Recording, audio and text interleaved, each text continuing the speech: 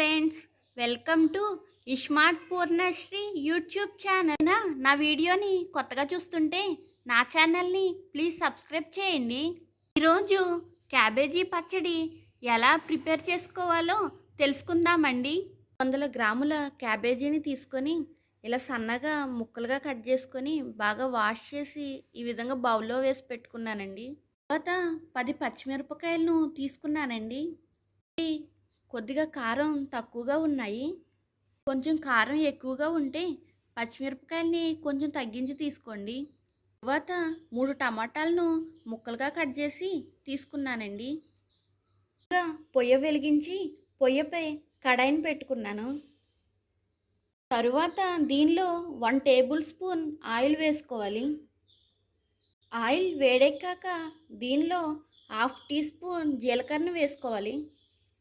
తర్వాత 1 tea spoon ధనియాల పొడి వేసుకోవాలి.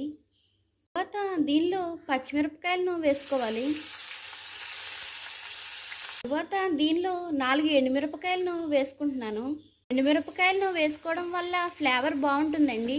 మీకు ఇష్టం లేకపోతే ఒక పచ్చిమిర్చిని మాత్రమే వేసుకోండి. అన్నీ వేసుకున్న తర్వాత లైట్గా ఒకసారి వేపుకోండి. తర్వాత దీనిలో 5 వెల్లుల్లి రెమ్మలను వేసుకొని బాగా వేగించండి. తర్వాత దీనిలో ముందుగా తీసి పెట్టుకున్న క్యాబేజీ తురుమును ఇందులో వేసుకోవాలి.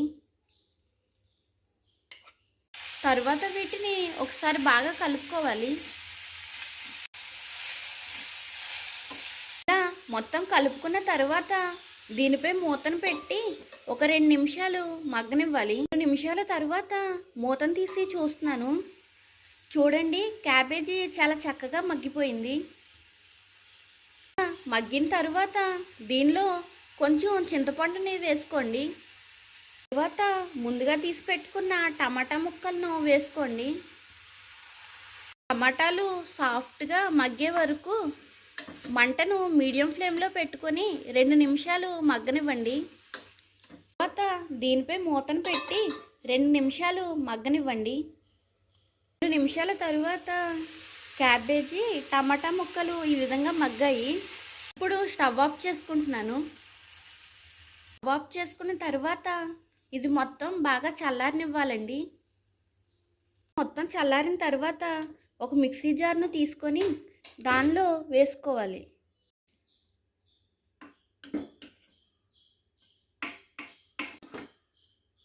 ఇంట్లోనే రుచికి సరిపడా సాల్ట్ వేసుకోండి. నేను కల్లుప్పును వేసుకుంటున్నాను. ఇంట్లో కొన్ని వాటర్ని యాడ్ చేసుకోండి.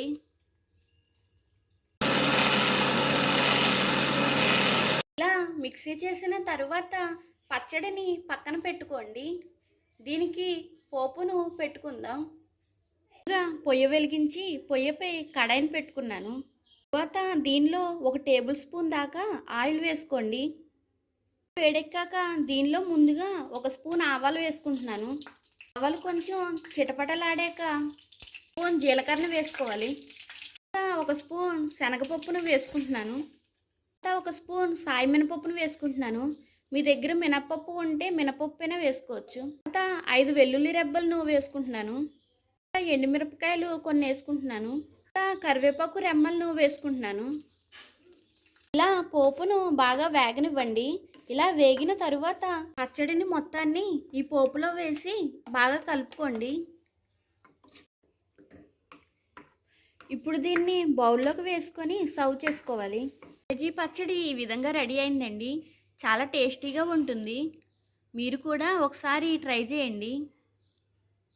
రైస్లోకి ఏదైనా టిఫిన్లోకి చాలా రుచిగా ఉంటుంది. చేసిన ఈ వీడియో మీకు నచ్చితే నా ఛానల్ని ప్లీజ్ సబ్స్క్రైబ్ చేయండి.